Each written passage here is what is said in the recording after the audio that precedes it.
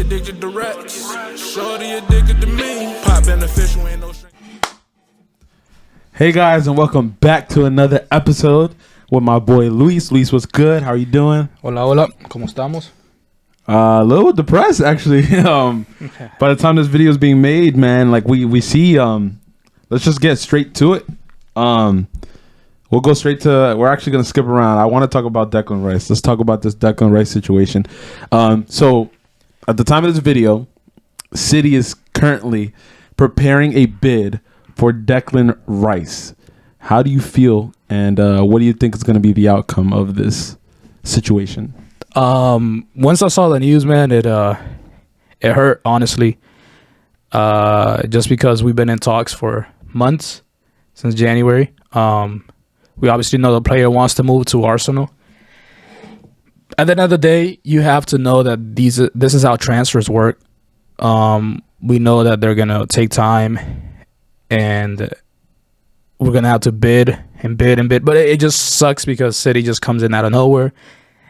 They don't even need the player. Like, I get they lost Gundogan and to Barca, but then I don't know, man. It sucks because that's literally what we need. And just hearing those news just blows, man. But yeah, I want to say that, like, if City gets this guy, they're killing two birds with one stone, per se. You know, they're hurting us, and they're getting a player that can come in and do a job for them. And he may not have to play as deep as he plays now. They may have him in a different role and a different capacity.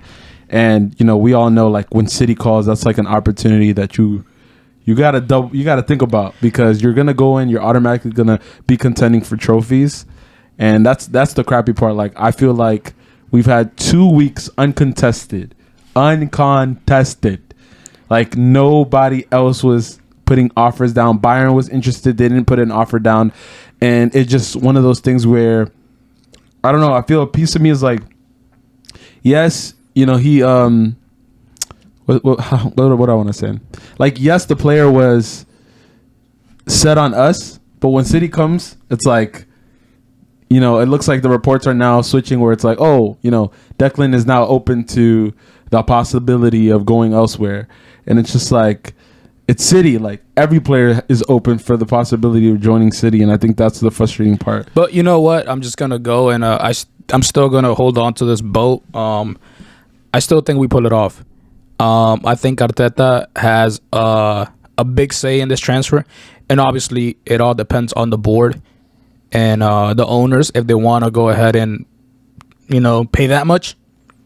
But Arteta's talked to the player.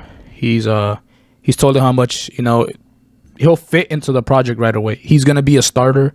He believes in the project. And obviously with City, you don't know. Look, they bought Phillips last year. That man's barely gets any PT. Yeah. So obviously Rice is a different caliber of player, and I'm sure he'll get PT. He'll probably play that double pivot with Rodri. But you still have Pep. This is uncertain about continuing probably like after 2026, you know, years from now. So you have to think about your future. And also Rice just had a kid. He lives in London. He doesn't want to move. So you have to put all that into perspective. And, you know, I still think we pull it off as long as the board, you know, backs Arteta. Because there's been so many players that we lost. But then I also think about Gabriel Jesus. When Arteta wanted him, 3 or 4 other clubs came, big names. I can't remember from the top of my head who they were. Madrid was one of them. And he stuck with Arteta and said, you know what, I believe in the project and I believe in this team and I want to go play there. You know, we have other players that other teams come calling that previously in the past, they passed. They said, no, I'm good, you know. Obviously, Champions League is a big deal. Yeah. The way we're playing, the way we challenged last year against City. Yeah. We have one of the youngest squads in the world. So they believe. So it's different. And I think Rice, if he wants, you know, to make the right decision, obviously, financially, even if it's the same money, I would honestly, not just being biased, I would pick Arsenal because you're not moving, you know, you're not moving cities. Mm-hmm. Your family's already there. Young project, young coach. There's a big future ahead of you. And you don't have to worry about not playing. You don't have to worry about, you know, City can go ahead and next season and spend another 100 million on another defensive midfielder if you're not good enough. Yep. Simple as that. Yep. Arsenal's not going to go ahead and do that. Arsenal they're going to splash right now. Hopefully get Rice because it's an investment. So I still think we pull it off. I feel like if it doesn't become a bidding war, I feel like, I mean, all the reports are kind of leaning towards him, leaning towards us. And, we're yet at this moment, we're yet to see an offer from City, but everyone's expecting an offer from City in the next like 24 to 48 hours. Yeah, but the time this comes out, which we don't know. Hopefully soon. By the time this comes out, I think tomorrow morning we're expecting a bid from my sources. We're expecting a bid from City and Arsenal. Yeah, hopefully by the time it comes out, he's an Arsenal player, like, ready to go. All right, so what if Rice doesn't sign for us? If City somehow sweep him up, not somehow, because I mean it's a very high chance. At first it wasn't, and Man U's not even in the talk because Man U, they offer Maguire and like Elanga and like a bag of chips. Disrespectful. But if Rice do pick him up, where do you think we go from? And do you think that's Edu needs to go? I wouldn't say he needs to go, but that's one of my complaints. Like, we talk off air a lot, and like one of my biggest complaints is like how long it takes for Arsenal to do business. And this is just another example of that. Like I was alluding to earlier, like we had 2 weeks uncontested, and for us not to close in on the deal, the player wants us, we want the player, and obviously it's a negotiation. I'm not saying, oh, go give him 120, like that's just too easy. But at the end of the day, like, we have to get something out of it. They have to get something out of it. And that's why I was telling like my friends, like, hey, we need to meet in the middle, but it's something that you need to do rapid. Like, I don't know how long it takes for clubs to make another bid, but it's just like, we'll make a bid and then like a week and a half later, we'll make another bid. And it's just like, everything just seems so slow with Arsenal, even unveiling, like, we're probably not gonna unveil like Havertz till like sometime next month. And it's just like, these things take so long with Arsenal. We saw how quickly, and don't get me wrong, like McAllister was a different price tag, but you saw how quickly that was done. That was done like they were linked one day on a Monday. They got him on like a Wednesday. The player was unveiled on a Friday. It's just like, and it's like that with a lot of the clubs. And you look at like Newcastle. Sorry to cut you off. Like, look at Newcastle, bro. Like Tonali. Mm-hmm. I've heard about the news beginning of the week, and this man is probably about to get signed. You know, and it's like, for 75, and it's not a player that's like a whatever name, it's a 75 mil player that is, a very popular profile in Europe. He's a very good player, diehard Milan player, and they just sweep him up that quick. Yeah. Bam, bam, bada boom, and then that's it. They're getting it done. Yeah. And then obviously, I get it. The transfer window, there's some Arsenal fans that are like, transfer window just started. We've never moved this quick, and I understand, but Rice is a generational talent that you can't miss out on. Because I get it. There's other players out there that might be able to fill that. But Rice is still young. Could be a future captain for the club. Mm-hmm. Has every potential to be, one of the best in the world. And maybe that's, some people are going to be like, wow, you're crazy. English tax, I get it. Yeah. If he was probably playing La Liga in France, I'm sure he'll be 50, 60 mil. But he's Prem proven. One of the most challenging leagues in the world. If he was playing in Ligue 1, for example, I'm sure he'll be 50, 60 mil. But then he wouldn't be Prem proven. You got a Pepe type situation. You have all these players that aren't proven. So I don't mind paying the price tag just because he's young, physical. He's been proven. He plays for a national team. Yeah. He's well established. He can play center back, defensive mid, box to box, iffy. But he's physical, and he's a leader. You can't miss out on players like this. We missed out on Conte in the past. Conte came one of the best midfielders in the world. We missed out on so many players just because we don't want to play. And I get it. Right now they're like, oh, Mudryk, for example, we missed out on him. He's a bum so far. Yes, I get it.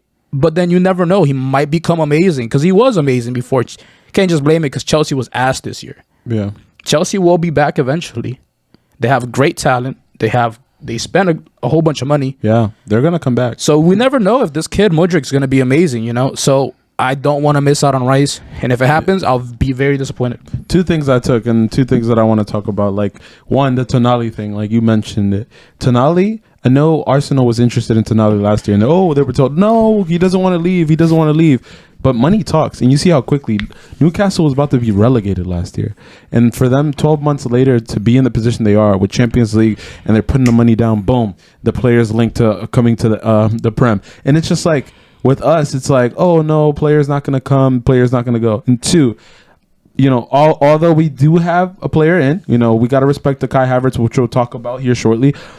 When you bring in a Kaihavertz, if Rice is your number one priority and the top player on your list, which everyone and their mama was saying, you have to get that deal done first, in my opinion.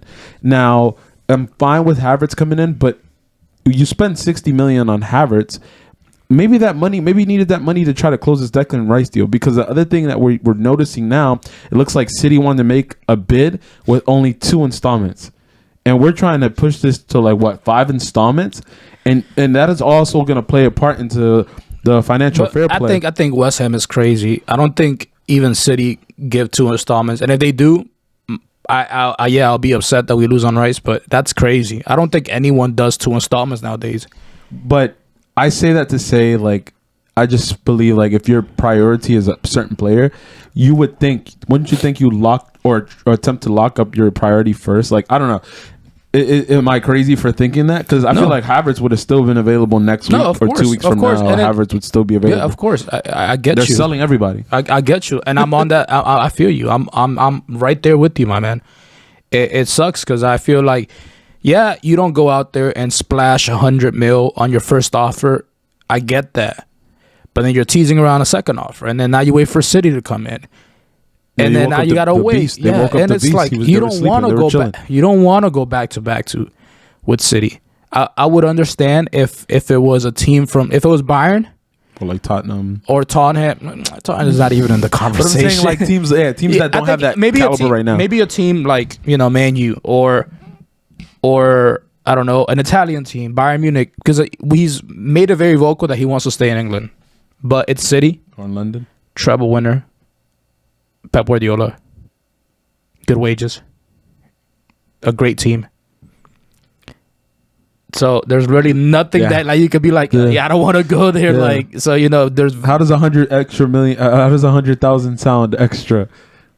You move out of London, and have a nice day.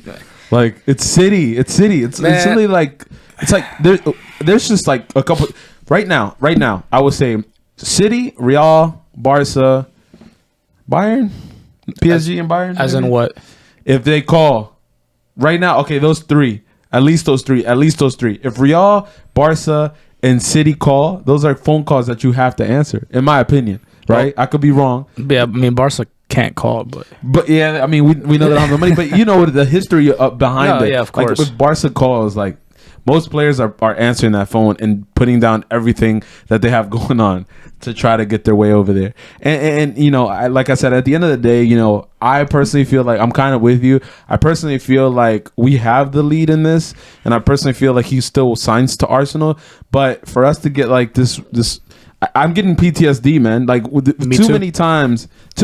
Oh man, trust the process, or trust is gonna get done. Trust we're gonna get the player. Like too many times, Arsenal fans have seen when we dilly-dally around the transfer window, and like you said, it is early. Don't get me wrong, it is early. But a player like Declan Rice, those deals have to get done early, or else it's gonna cause attraction that everyone else is gonna be like, oh, okay, Arsenal's offering this, we can offer a little bit more than that. And what's going to end up happening is potentially a bidding war, which we don't want to happen, because we're going to end up. That's what West Ham wanted. Paying the player more than what we need to be paying. And that's what West Ham wanted. They're literally going to get what they wanted. Yeah. Like, it's simple as that. They're going to get what they wanted. No one thought they were going to get what they wanted. Yeah. Now the City's entering the race. They're going to make an offer, and they're going to get 100, 120 or whatever. Easy. And I don't know. I say if City end up getting Rice. Oh yeah, we talked about alternatives. We didn't even get to talk about. We might as well just give City the title, bro. I'm sorry. Like I can't see anyone else unless we magically put Caicedo and pay whatever the hell. We gotta get Caicedo that's what I was gonna say. Is do we turn our focus in, because Caicedo was always gonna be the player we were linked to at first. Like, do we go back into the Caicedo deal? Like, because it looks like once whoever came out with the report saying that Caicedo was worth 120, like everybody kind of just all right. Chelsea's All right, the have a only nice one. day. Yeah, Chelsea's the only one that's willing to pay that much. So it looks like, I mean, if we don't get Rice, like, are you now satisfied with that Caicedo? Like, you did mention that was the person you wanted. Like, I just feel like personally, like Arsenal gets us excited about a player, and like we start, like you said, like if Declan makes a 5-yard pass, I'm like, yes, and so I'm so excited to get Declan in. And now if we don't get Declan, I'm gonna be like, damn, man. Arsenal fans are crazy. You have us watching highlights from 5-yard pass. We're like, yes, sizing players. Go. And I've learned to keep that to myself and not send anything on any group chats because they will always come for me once someone else finessed the player from us. I think, yeah, I mean, I'll be happy with Caicedo, obviously, but I think that's out of the picture. Honestly, I think that's all Chelsea. I mean, anything could happen. I mean, the fact that they haven't bid yet, right? I mean, Or yeah, they have because like personal terms, but they haven't really. Bid. I think because they know they're probably gonna get him. Like, But that only, I mean, he's interested in either or, and I think he prefers Champions League. but I think if it was up to Arteta, he would go for Rice instead. and offer instead of if Yeah, he's but going all out on one player's Rice. But I mean, we're seeing that. I mean, he is going all out for Rice, but I mean, we have to look at it. Like, if Rice ends up signing, we still need that CDM position. And it looked, and then on top of that, we got Thomas Partey entertaining, Saudi Arabian clubs. So it's we're gonna need a couple center mids. Like, we're gonna need people in that position. It's crazy. I could still see for some reason that We're gonna keep Xhaka. We're gonna keep Xhaka and Partey next season. And don't get me wrong, Partey's a great player. Without him, we wouldn't probably beat. Talking about Arsenal being finishing second place. But this guy is 30 years old, I believe. And he is on high wages. Obviously, he's one of the better paid players on the team. He's missed how many games for us? And he's missed a lot of plus. important games against the top 6 opponents. And he's a very good player. And I think the second part of the season, I think he had an injury or whatnot that his form dropped a lot. And I think that's what fans right now are like, get rid of him, But gosh, he has missed a total of 39 games. Yeah, I was watching 3 seasons. I was watching at Arsenal. I think I saw a stat that was like his first season at Arsenal, like the first few months, he missed more games than he did in his entire Atletico Madrid career. Wow. Was that the year when he came back from international duty? Like, tired as hell, and then we threw him in the game and he got hurt? I don't know which season it was, but yeah, I mean, don't get me wrong. Like, he had a great year. Like, I'm not one of those fans that like are discounting him because of the last 5 games. Like, he had a good year all year. He was bossing our midfield, and I think they even moved him to right back at the end of the season. But I think there's still a player in there for me. But I mean, if we could get 40 for him, I was about to say, if we could get 40 for him, but I'll pack his bag. I'm sorry, go, bro. Like, you're 30, you're getting old. Adios. Like, that's if we could get a Rice type of replacement. We need correct. Then we need center mids. If we don't, then bro, stay. Like, what are we gonna put? Yeah. El Neni in there? Yeah. Respectfully, like, we can't go into the league. And I know another name, Lavia, the Southampton player. He's young though. That's he the is very young, and he's a good player. But you can't have someone that young, that's not as experienced as probably Rice is, even though he's still young. But I think Rice is a little more experienced. And take that role. I think for me, man, like the thing with Lavia, like, I'm all for it. Like, the kid looks very talented, but my problem with that is I feel like Arsenal, the PR team, we hide around the fact, like, if we sign a Lavia and we don't do what we need to do, oh, hey, we're still the youngest team. Oh, hey, we're still super young team. Oh, hey, trust the process. There's no more process for me. I think this year we have to take that next jump. Whether we get a 19-year-old or 18-year-old or whatever the case may be, we have to. If you're in the league and you're on our team, you got to be ready to go. Like, yes, I'm all for giving youth some time, but the youth project, like, we can't just be like, oh, we're young. Like, football is just a small window of success, unless you're like you're loaded with cash, which we know that our owners aren't going to be dumping money at it every year. Like, right now is our window of opportunity. And even last year, like, people said, oh, we bottled it, because they believe like last year was the year we need to do what we need to do and win the league. And we may not have the opportunity again for the next like 5 to 10 years. And I feel like this window is so important to that. And going back to the Declan situation, like, That's why we feel like, at least my person, we feel like that's so important for us to tie down, because Declan is going to come in. He is, like you said, a verbal lead, like a locker room leader. Even though he's not going to be the captain, he's going to be somebody who can come in and be a leader in the locker room. He's going to come in. He's 24 years old. He can play center back. He can play in the midfield. Like, dude is solid. And don't get me wrong, we all know he's not worth 100. But if that's what the team is asking for, we gotta sign the player. The player wants us, and we want the player. He's our number one priority. You gotta put the money down. Nowadays, teams are putting the money down, and that's simple as that. We talked about it. It's inflated. We understand that it's inflated. We understand that people overpay, but that's stuff that you have to do nowadays to get certain players. And don't get me wrong, I'm not saying throw 130, 40 million at him, but you have to compromise with West Ham, and that's what they want for their player. You got to think about it like this.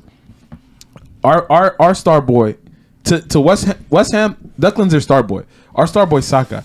If we're like, Saka's $160 million, and that's what we want for him, and the team comes in and says, oh, we're going to give you 110, you're going to be like, no, one, I'd rather keep him, and two, I'm going to wait for somebody to give me the money I need to get. Or let me wait for somebody to give me 130, 35, and now we're talking. Like, that's their star boy. We have to realize what Declan to West Ham is what Saka is to us. And we can't just be lowballing them. They want what they want for the player because they believe he is that important. He's their captain. He's their leader. He's their best player. Like, they want what they need. They want for that player. Yeah. No, I agree. It's frustrating. And he has a great relationship with Saka, as we can see from the pictures. Teasing us with those that Rice and Saka picture on Instagram, and Saka commenting with a blue and red heart emojis. Man, I hope we get this deal done, man. I hope we get this deal done. I still think we do, but okay. Yeah, all right. We'll see. Yeah. I think let's turn to a little bit more positive news for some. Kai Havertz. Yeah. Kai Havertz. What do you think? I know we talked about this last time. For some, yeah. No, we did talk about it. And obviously now it's a here we go. Unless the medicals or whatnot, don't fall through, then he's an Arsenal player. And like I mentioned last time we talked about it, Havertz is man, I've always talked smack that he's not a striker. He's not a striker. And we still don't know what Arteta is bringing him in for. If he's bringing him for that number 8 role, that number 9 role, maybe on the side, I don't know. I think Arteta believes in the fact that he's still young. He's proven. Yes, he's missed a lot of chances. Yes, he has some downside to him. But he did lead in a whole bunch of stats with Chelsea. And I don't like talking about stats all the time, but I think Chelsea was just struggling last year a lot. I mean, we know that he was struggling a lot. And I think Havertz, under the right coach, under the right players, under the right tactics, it's crazy that I'm actually saying this, and Arteta has me, like I said, bro. Arteta could bring me Andy Nahar, shout out Andy Nahar, at his age, and I will still trust him with him.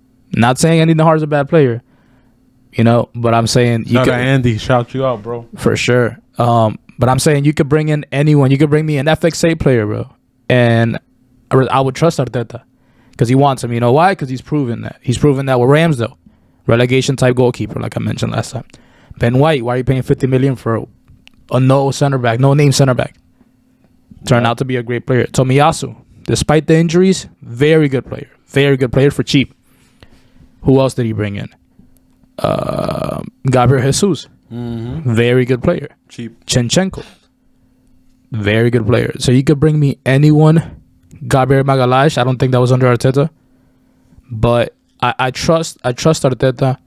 Yes, it sounds like a lot, but he's still young. You have clubs like Bayern Munich, Real Madrid, Arsenal, and I forget who else interested in Havertz.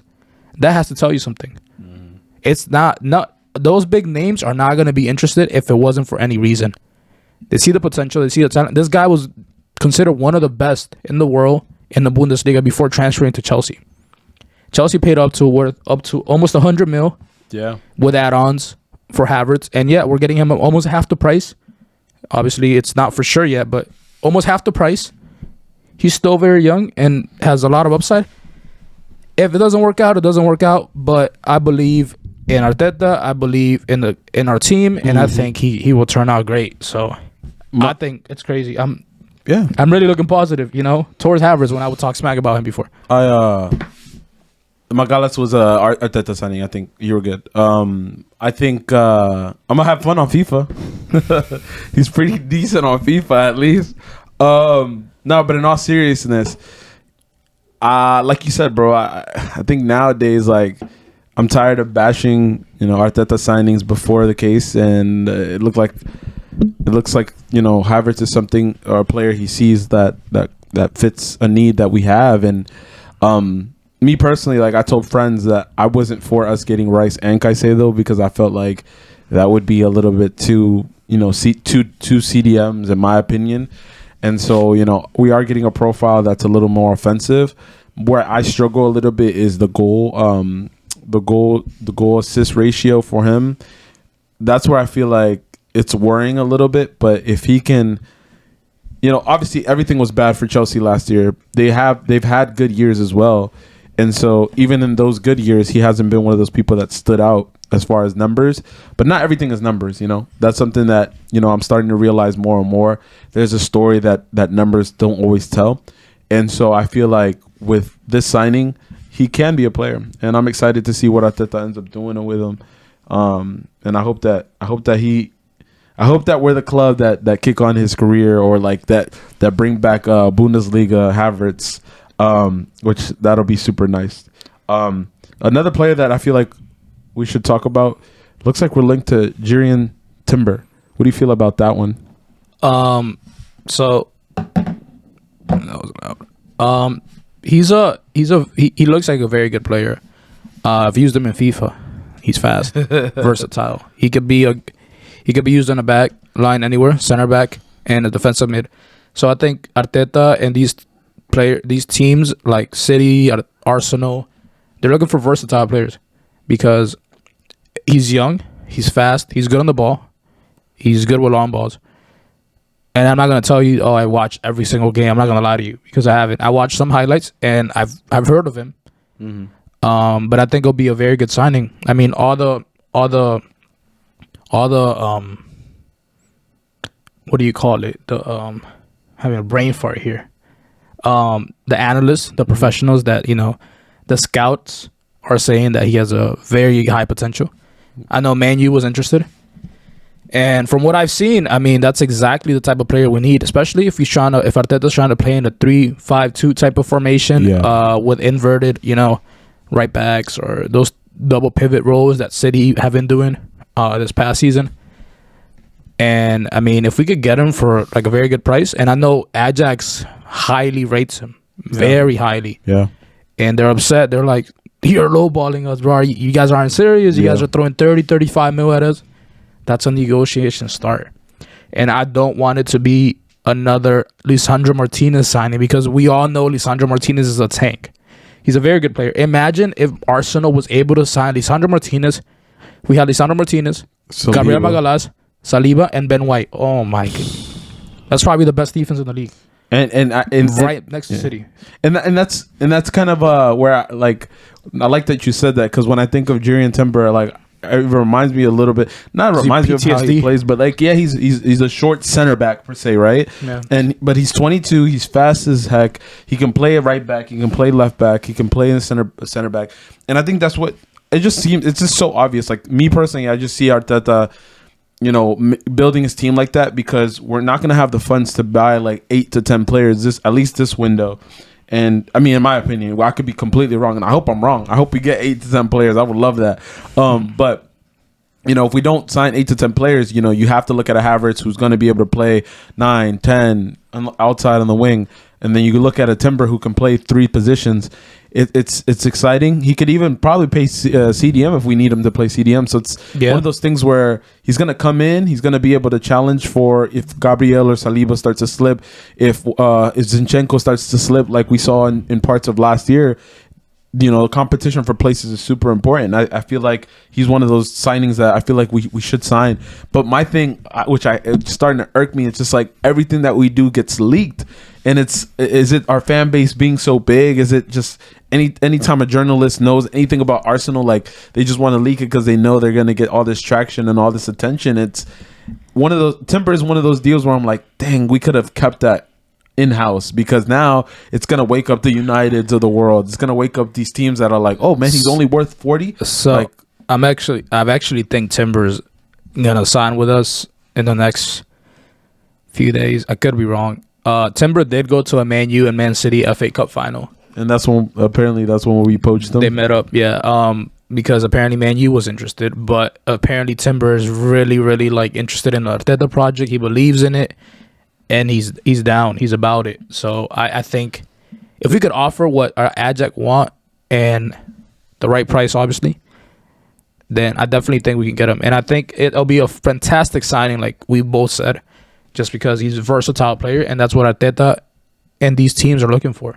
Versatility. Yeah. They said there was like a cryptic tweet too. He like just tweeted thanks with nothing after that, and people are man, Arsenal fans are crazy, but like they found a picture of him wearing an Arsenal jersey when he was a kid. Wow. They tracked his plane because he was traveling to London because they found his girlfriend's IG. Like, that's crazy. Like going to London the last few days is crazy. And I think Arsenal get this much, I guess, attention just because obviously we bought the league last year. So I don't get it. That's another thing. I don't get why these other clubs like Man U, Chelsea, Liverpool want us to fail so bad and want to, let's say, for example, Rice. They want City to get Rice. Bro, you're basically saying, here, bro, like, take the league again. Do the treble again, bro, by all means. I get City have no fans. You can't clown them. But, bro, aren't you guys tired of every single season City, especially Man U fans, aren't you guys tired of Manchester being blue for the last, like, that's a direct rival. Like, dude, I feel like, man, you rather see City win than Arsenal, which is sad, bro. That's your direct rival. I will never want Spurs to win anything, and I know I don't have to worry about that. But still, like, it makes no sense. But at the end of the day, I like it. I like the attention. It gives us more content. It gives us more to talk about, and it gets the people going. It's simple as that. So I agree. I don't know, man. It's just everything's like, I feel like Arsenal fans get memed so hard, and it's just one of those things where it's like they love to see us. Bro, fail. They send me like Man U fans, Chelsea fans. They send me stuff about Arsenal every single day. I'm like, bro, worry about your club. Man U's not going for anyone. Pool signed one player. Exactly. Chelsea, I get it. Y'all signed like 40 players, bro. But worry about your own club. Like, seriously, figure that out first. And bro, they have like Arsenal notifications on. Like, seriously. And here from Mr. Tapin, Fabrizioromano, Arsenal will also push on Julian Timber deal in the next hours/days. Understand that Timber considers Arsenal as an excellent, attractive project for the future. More details to follow between Arsenal and Ajax in terms of negotiation. So that's positive, guys. Hopefully we close that deal because we need the players right now. And I just want to, before we close, I want to ask you, what are your thoughts on our striker situation with Eddie and Balogun? Would you keep both? Would you sell both? Would you keep one, sell the other? I hear like there's so much speculation about their future, and Balogun just scored recently for the USA team, and the pot is hot for him. Like, I don't know if that's the right saying, but people want him right now. So like, I know you love Eddie, and your defense is in trouble. You can't die in the room. And I get it. I mean, he's a very good player. I just don't think he's the 9 for us if we want to continue and compete for titles. Like I said, he challenges Jesus for that spot, but man, he misses a lot of chances that we need. He goes MIA in some games. Yes, his stats show for it. He's one of the best prolific strikers in Europe. And I know people are going to downside the fact that Balogun went and put those numbers up in Ligue 1, which is a farmers league. But I think before that, when, like I've said it before, when I seen Balogun play and get some PT in like European competitions, like the small Europa League and Community Shield, wherever the hell it was. I've always liked him. His body, obviously he's more physical. He I don't know, the way he moves it's I don't know. I think it's better than Eddie. I think he's a real 9. I feel like Eddie's more like a false 9. I don't know how to explain it per se, but I would prefer Balogun, and I'm hearing that they might put Eddie up for sale, and Balogun's gonna get his chance in this summer, like with the friendlies. So if we could get some money for Eddie, I will take it. Just because we know last year that didn't work. Having Jesus and Eddie, it's not this. It's not this. They're not the same players, but we need a real 9, a physical 9, and I think Balogun provides that for us. Yeah, I honestly do. He took his team. His team was, I don't know what place they finished, but they were struggling for a bit, and he's the one that will turn up and score and important. Eddie, yeah, he gets like fluke goals here and there. Like he turned up for us last year though, when we needed him, dude. So you will keep him. You will keep Eddie. I'm conflicted too, because the thing is, the thing is, the unknown about Balogun, like that's one of those signings where I feel like we could look back like a Gnabry and be like, look, we let this guy walk. We didn't even give him a chance. He walked, and now he's banging in goals for Inter Milan or whatever, whatever the case may be. So just the unknown. Like I think, when does the transfer window end? Is this August? strong? I'm looking. It says 30 matches, 4 goals, 1 assist. There's no way that's right. For Eddie? Yeah. Is that right? It could be. I think he had like 6 or 7 this year, I thought. Jesus. But when we say 30 matches though, like more than half of those matches he's playing like 5 minutes, 8 minutes. Like, how many of those games were full matches? All right. Let's look at his last few games, right? So he played 90. 1, 2, 3, 4, 5. Okay. The last 5 games. Actually, no, I'm tripping. How do I check this? I don't know why it's only showing up certain games. Point is, I feel like when he plays a full 90, like he's been there for us a lot. And the problem is 2 things. But he misses a lot of important chances that you need a lethal striker to put away. But who's to say that that's where my point is. Who's to say Balogun's gonna make those? And don't get me wrong, I'm a big, like, me seeing what Balogun did in Ligue 1 and seeing what he's doing for the USA team. But at the end of the day, like, Ligue 1 is not rated like that. Lacazette is the second leading scorer in that league. Okay, but you know what? I get it. I get that. I get that point. But and then and then another thing, when he comes to the US, who are the US playing? Panama, Costa Rica. Like who rates these countries? Don't get me wrong. Like, who rates these countries? Who rates that he league? scored against Canada, and Canada's a. Anyways, the point is, maybe it's just the fact that I'm interested in something new. Yeah, we don't something new up top. Just because we know, I don't think we can go into this league with Eddie and Gabi Jesus and win the league, because we're not gonna go. My thing is, I don't think we're going for a number 9, a real 9, and that's our problem. Yes, we signed Havertz. He's not a real 9. Gabi Jesus, not a real 9. Eddie and Nketiah, somewhere in the middle. I know they're considered strikers, but you know what I mean. Osimhen type of 9s, Harry Kane type of 9s. Those big physical strikers. Vlahovic, I wanted Ivan Toney, but he's not a big physical. Yeah, but he's very good. He's a very good finisher. Obviously he likes to gamble a lot. Can't blame the guy. My God, gamble on Arsenal losing the league. But my whole thing is, I'm kind of, so what I hope Arsenal does. I hope we don't sell them yet. I hope what we end up doing is we can rest Gabriel Jesus a little bit because of the injury concerns, right? And this summer needs to be about trying out Eddie and trying out Balogun. Boom. One of y'all is gonna have your opportunity at the All-Star game. Boom. The other one's gonna get an opportunity against who else they play? Man United. Yeah. Boom. And just juggle between the two. Whoever shows out the most and plays the best, you keep. Whoever does the worst, you sell. Either one of those guys, I think Eddie gets you 25 to 35, but I think Balogun gets you 40 to 45 because of what he did in Ligue 1. If not, I'm hoping for more, of course, but I just don't know if teams will spend that kind of money on a guy who's not proven in the Prem. It just depends on who we sell.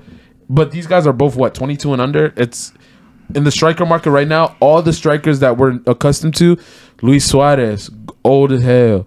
Karim Benzema, we know he left, but he's older. Who else? Lewandowski's getting older. Aubameyang's old. Lacazette's old. All these guys, besides Mbappe and Haaland, you're looking for that new crop of strikers. We can get some money for these guys. It's just I don't want us to sell both, but I do think one of them has to go. Because I think, and then the other report is that Ballingham's not going to resign if we don't play him. Yeah, no, he's definitely he doesn't want to go on loan anymore. He either you keep me at Arsenal or you let go of me. And that's real quick. That's another question I got for you. Do you think he's going about it the right way? Does he have that kind of does he have the leverage like that where he can demand stuff like that? Being so young, it's hard. I mean, you could either take it one way, like he's being cocky, or you could take it the other way, like he's being a competitive player. You know, he knows this is his future. He's been getting loaned out a whole bunch. That's a Saliba type of situation. You get tired of it, fans. And I think if he does come, I mean, dude, he's only 21, bro. He's only 21. Yeah. Eddie's 24. Yeah. It's 3 years, but 3 years is 3 years. Yeah. In 3 years, who's to say Ballingham's not as... So, yeah, I think if we were to keep one, I'll keep Ballingham. And that might be wrong because it might come back and bite me in the ass when he's out here fucking missing sitters. But maybe I'm just more interested in the fact that it's a new type of player. It's been someone that I've always, preached about. And I don't know, man. I'm just tired of Eddie, bro. Eddie just... You and a lot of people. A lot of people are tired of Eddie. Man, I don't know. And Jesus, obviously, he's a very good player. But he also misses a lot. And I think we really need a good striker. And I think maybe it's just me. Maybe I just get bored, It's like you get bored. Like, I will get bored of having one car, So I wanted a different car, Even if it was used, I'll be like, I'm bored, It's just me. I don't know. I hope we can keep Balogun. But if we go with Eddie and Jesus, I think it'll be a struggle, even with Havertz, because he's not a 9. But it's just my opinion. No, and yeah, I'm with you. I think it just depends on who performs for me in the summer. But man, they're friendlies. It's very hard to go off and judge someone. I know we'll be there. We're gonna have a scout report for you guys once we're at the game. We're gonna go to the All-Star game here in DC. I'll be at that game, and I'll be at the Man U games. I'll be scouting. Are you going there too? Yeah, I'm going to the Man U game as well. Dang, I might want to go with you. Pull up. All right, bet. Guys, thanks again for tuning in for another episode. We appreciate y'all. We had over 200 views, so we appreciate y'all tuning in. Leave a like, please. Comment, subscribe, please, if you can. Ask us any questions that you may have about the team, about the squad. If you guys want to join in and you're in the DMV area, let us know. Have a great rest of your day. Enjoy this, and we're out. Peace. Adios. Street finest, I run this shit up for my son and my daughter. Power pressure, I silence my daughters. The risk where it's timeless, I feel